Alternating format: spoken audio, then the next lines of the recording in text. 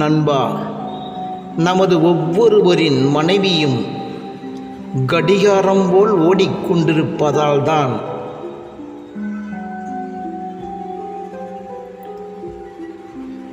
நாம் வாழ்ந்து கொண்டிருக்கிறோம்.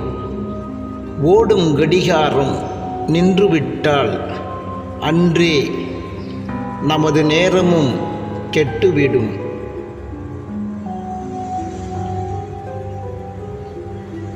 அதனால் நமக்காக உழைத்து கொண்டிருக்கும் மனைவியை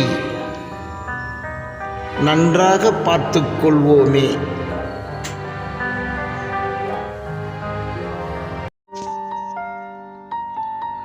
அன்பு உறவுகளே, விரும்புங்கள், பகிருங்கள், தொடருங்கள்.